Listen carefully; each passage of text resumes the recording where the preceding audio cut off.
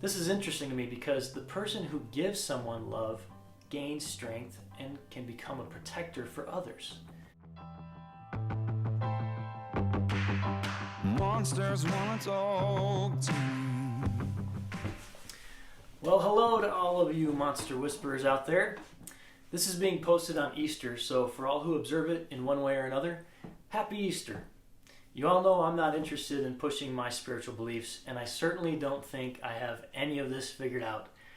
But I do like to share what I'm learning along the way, especially when I think it could help others. That's the case in point for this post. I hope you finish this post feeling encouraged. So let's get into it. I read quite a bit. It's an activity that I really enjoy. To me, it feels like having a conversation with a wise friend. I used to have multiple books going at once, but I've been trying to only focus on one at a time these days, so it has my undivided attention. The one exception to this is that I'll typically read the Bible as a part of my morning routine.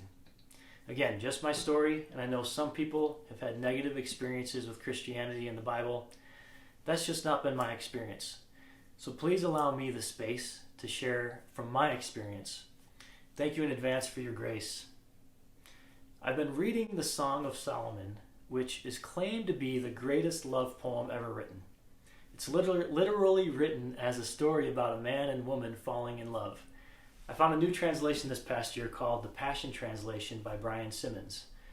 I love it because it's meant to recapture the emotion of God's Word, according to Simmons.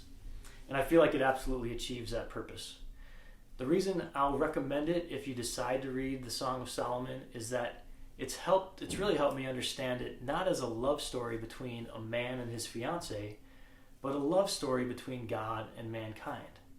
It's really beautifully done. So when I mentioned this book being known as the greatest love poem ever written, it wasn't until I read this translation that I actually believed it.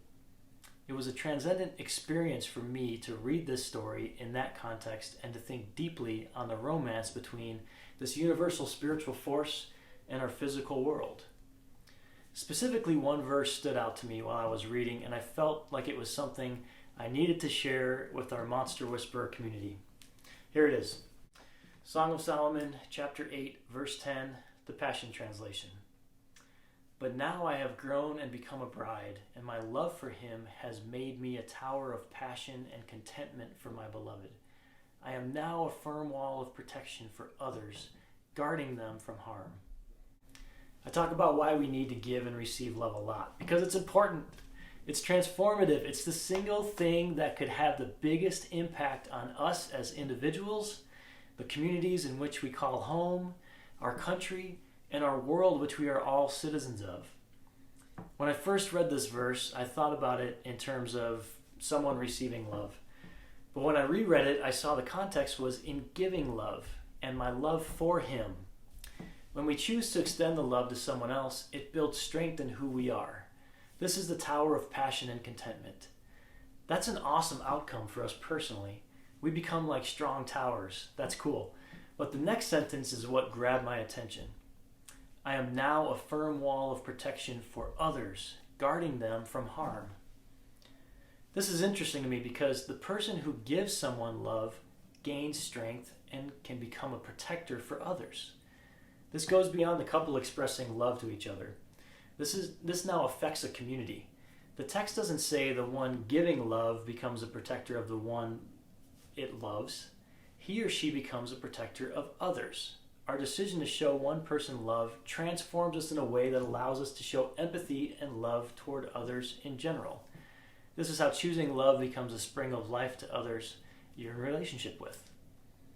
So grab hold of that today as so many of us look at the spiritual context of love through Easter, Passover, or Ramadan. This is just another benefit of choosing vulnerability and love, becoming a firm wall of protection for others because of the strength you feel through extending love to someone. I hope this has encouraged you and can be a motivation for your next week. Thanks for joining me in this community and conversation. As always, have a great day and keep whispering.